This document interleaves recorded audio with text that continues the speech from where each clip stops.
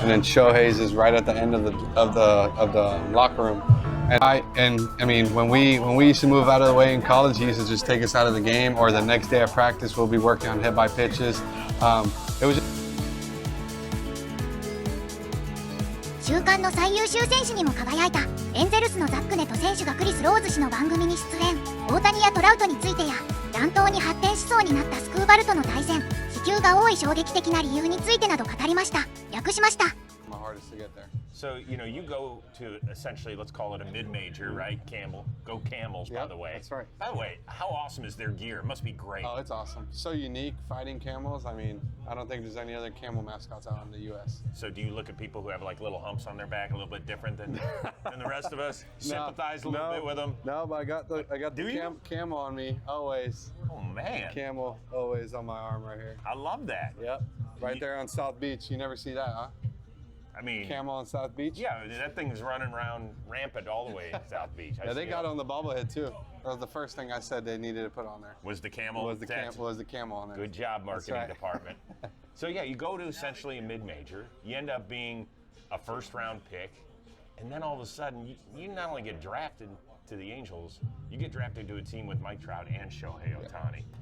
You can tell me, even though you're a show big leaguer, like the first time you walk on the field and you see those two guys, where you're like, what the hell's going on here? Yeah, it was pretty crazy. My first spring training, I was able to see both of them. You know, Trout's lockers like right in front of mine, and then Shohei's is right at the end of the locker room. And it's just seeing those guys walk into the locker room, and it's like, okay, is this actually real? Like, you know, I know they're my teammates, but this is pretty sick. And it was just, you know, breaking the ice with the first conversation. You know, you don't want to be rude and you know, disrupt their time or whatever. And it's just being able to kind of break that ice and just get cool with them, and you know, just build a relationship. I think is what is the most important part. And you know, both of them have been pretty cool with me, and you know, I've just been doing a great job of just kind of like, you know, respecting their time just like they do with mine, and just be able to be a good teammate and good friend. Yeah, but what do you say to two of the biggest stars in the sport when you're just starting out? Are you like, it's like hi, I'm Zach? Yeah, it's what do like, you do? I mean, it's like a kid at a candy store. Like, there's so many options, and you just don't know what to do. Like, do I want remember this? what you Do I did? this? I honestly have no idea. I mean, it probably wasn't a lot of talking.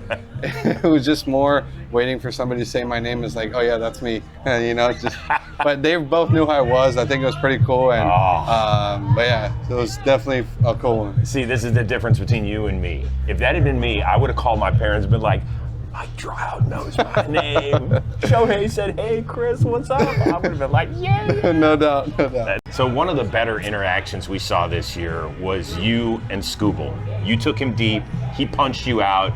He kind of told you to go away. You barked back. But then he looked at you and he gave you one of these, like, my bad, bro. No doubt. But I loved that interaction. I think we need more of that. It's okay to have fun, to show your personality, and you got him, he got you, you're both fired up afterward. When you have a chance to kind of look back on that, did you enjoy it? I mean, I thought it was just the game, you know.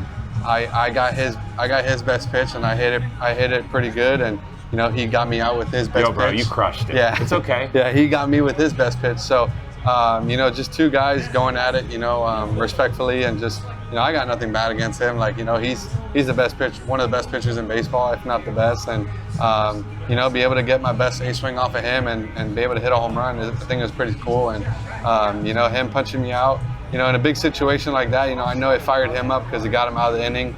But you know, it's just two guys going at it, you know, trying to give it their all every day. And you know, it was a lot of respect. You know, after he said everything, and you know, I kind of barked back at him, and just kind of while everything was going away, and him showing the respect, you know, that it was just you know, a quick heartbeat or fast heartbeat, and you know, it was just in the moment. I think it was pretty cool. Don't lose that intensity, man. No doubt. That's great. It's just a game of baseball.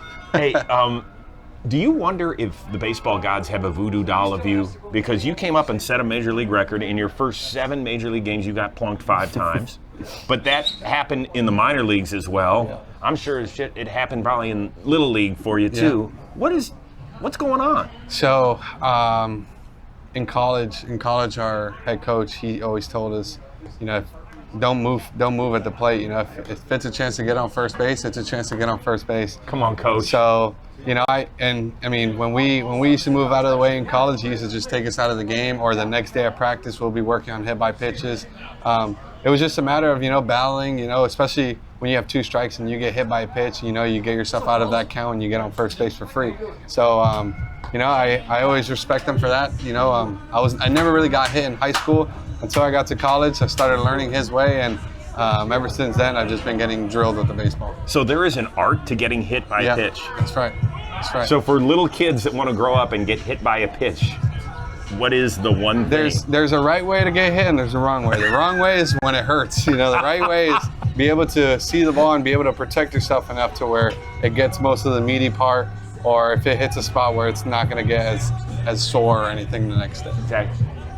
It sounds insane. It is, but it's pretty easy. It takes a while to get used to. I mean, we go home with bruises and stuff, but I mean, we're using plastic balls, right? When we practice in practice, but Thank God. You know, in the game, it's just like, you know, it just happens, you know, and you're not worried about getting hit at that moment. You're just worried about you're actually rewarding yourself by getting on first base and now being able to steal a base or something. But it still takes a lot to want to stand in there against 96. But I tell you what, it gets a lot of respect in your dugout when you get plunked and you get on first base for that guy on deck to hit with you on base. I got it. You know what I'm saying? So all right, last thing I heard is that you are an expert salsa dancer.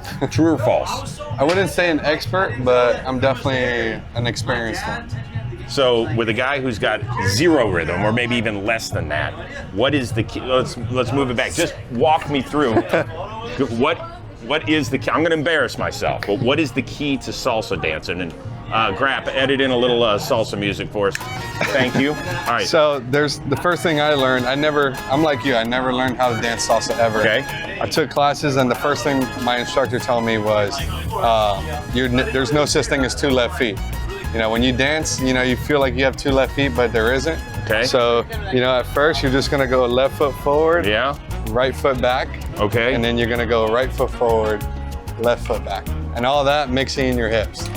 So it takes a little bit to get used to, See, but it should look like these hips this. don't swivel real well, I gotta be honest with you. It should look like this right here. Let's see. You know, like, you know, you're just getting a little hip movement, and while you're moving, especially with the Oh, you're twisting too. While you're dancing with the lady, you're moving around the whole floor while doing the same thing. So I've been married almost 28 years. So Michelle, if you want to learn how to salsa dance, we can hire Mr. Neto. He will be our tutor, and we will get it done. That's right. Is that it?